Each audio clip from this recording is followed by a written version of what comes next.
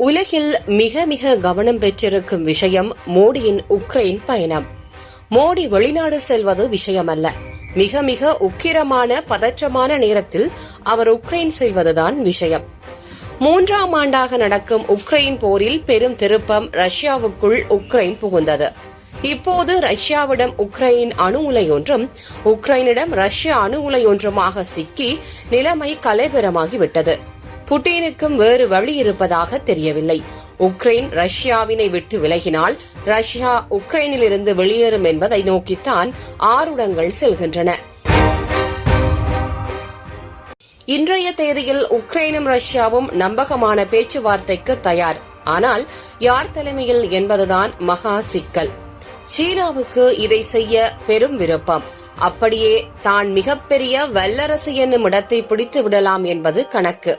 ஆனால் அமெரிக்கா தரப்புக்கு விருப்பமில்லை. சீனாவினால் சில விருப்புகளை கண்ட புட்டினுக்கும் அதில் விருப்பமில்லை. ஒரே தேர்வு வலுவான இந்திய தலைவர் மோடி.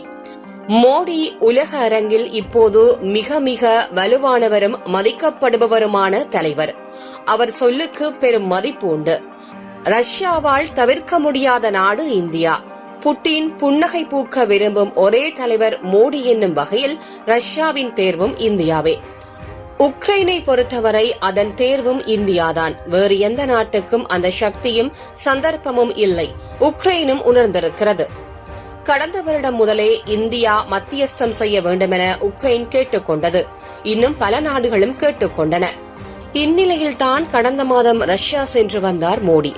யாரும் எதிர்பார்க்காத பயணம் அது. அவ்வகையில் புட்டினிடம் அவர் ஆலோசனை நடத்தினார். இந்நிலையில் உக்ரைன் பயணம் மேற்கொள்கிறார். அந்நாட்டு அதிபர் ஜெலன்ஸ்கியினை சந்திக்கிறார். உக்ரைனுக்கு செல்லும் முதல் சமாதான தலைவர் மோடி என்பதுதான் இன்றைய செய்தி. அது பெரும் வரலாறு. ஒரு இந்திய தலைவன் உலக அரங்கில் நடக்கும் போரில் சமாதானம் பேசச் செல்வது வரலாற்றில் இதுதான் முதல் முறை. சமாதானம் பேசுவது என்பது எளிதில் நடக்காது. சமாதானம் பேசச் செல்பவன் சண்டையிடும் இருவரை விட பலம் கொண்டவனாக, இருவரையும் அடக்கும் சக்தி கொண்டவனாக இருந்தாலன்றி செல்ல முடியாது. பலமோடு இருப்பவனை சமாதானம் செய்து வைக்க முடியும். அவ்வகையில் பாரதம் முழு பலத்தோடு இன்று உலக அரங்கில் தனிப்பெரும் சக்தியாக உலகின் 2ஆம் பலம் வாய்ந்த நாடாக எழுந்து நிற்கிறது.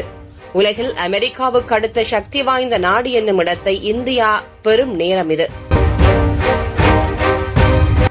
மோடியின் உக்ரைன் பயணம் அதை அறுதியிட்டு சொல்கின்றது.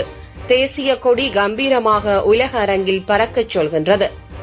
பாரதம் தர்மமும் அறமும் கொண்ட தேசம். இந்துக்களின் தர்மம் தன் இனம், தன் மதம், தன் நாடு, தன் மொழி என குறுகியது அல்ல. அது வானம் போல, கடல் போல விரிவானது. அதைத்தான் உக்ரைன் மற்றும் ரஷ்ய மக்களுக்கு செய்ய உக்ரைன் நோக்கி செல்கின்றார் சனாதன இந்தியாவின் தலைவர் மோடி.